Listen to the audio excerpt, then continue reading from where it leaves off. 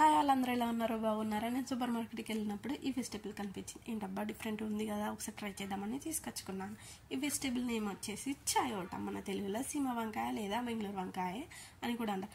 మీలో ఎంతమందికి ఈ వెజిటేబుల్ నేమ్ తెలుసా కామెంట్ బాక్స్లో కామెంట్ చేయండి. మంచిగా శుభ్రం చేసుకొని ఇలా పీల్ ఆఫ్ చేసుకొని మనం చిన్న చిన్న పీసెస్గా కట్ చేసుకోవాలి. సొరకాయ బీరకాయ ఎలా కట్ చేసుకుంటామో అలా చిన్న చిన్న పీసెస్గా కట్ చేసుకోవాలి.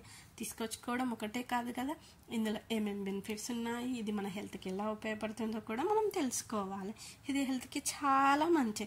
ఇందులో vitamin C, E and B and it improves blood flow and it reduces blood pressure levels, sugar లెవెల్స్ని కూడా కంట్రోల్ చేస్తుంది.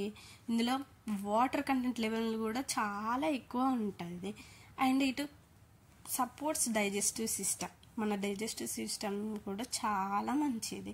అండ్ ఆల్సో వెయిట్ లాస్ అవ్వడానికి కూడా ఇది చాలా ఉపయోగపడుతుంది. సో మీరు కూడా ఒకసారి ఈ కర్రీని ట్రై చేసి చూడండి, చాలా బాగుంటుంది. ఈ విధంగా చిన్న పీసెస్గా కట్ చేసుకొని పక్కకు పెట్టుకోవాలి. అదేవిధంగా ఇందులో ఒక 2 టమాటాలు, ఒక చిల్లీ, ఒక ఆనియన్ తీసుకొని ఈ విధంగా చిన్న చిన్న పీసెస్గా కట్ చేసుకొని పెట్టుకోవాలి.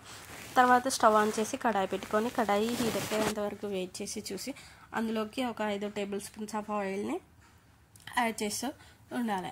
ఈ విధంగా యాడ్ చేసిన తర్వాత ఆయిల్ హీట్ ఎక్కిన తర్వాత అందులోకి 1 టేబుల్ స్పూన్స్ ఆఫ్ జీలకర్ర అండ్ ఆవాలు, మనం కట్ చేసి పెట్టుకున్న పచ్చిమిర్చి, ఆనియన్ వేసి వేయించుకోవాలి.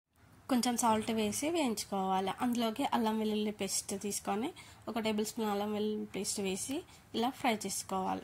పచ్చివాసన వేయేంత వరకు ఇలా ఫ్రై చేసుకొని అందులో 1/2 టీ స్పూన్ పసుపు వేసి ఫ్రై చేసుకోవాలి.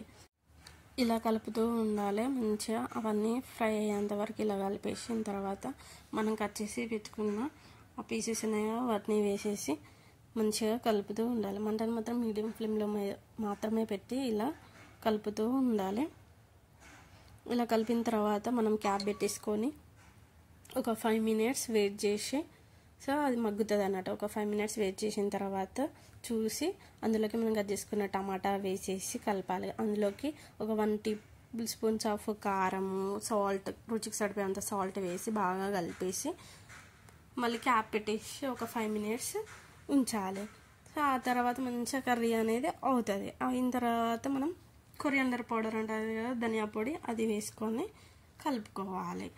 మీరు కొత్తిమీర ఆకైనా కానీ వేసుకోండి, చాలా బాగుంటుంది. నా దగ్గర కొత్తిమీర ఆకు లేదు కాబట్టి నేను ఓన్లీ ధనియా పొడి వేసుకొని సర్వ్ చేసుకున్నాను.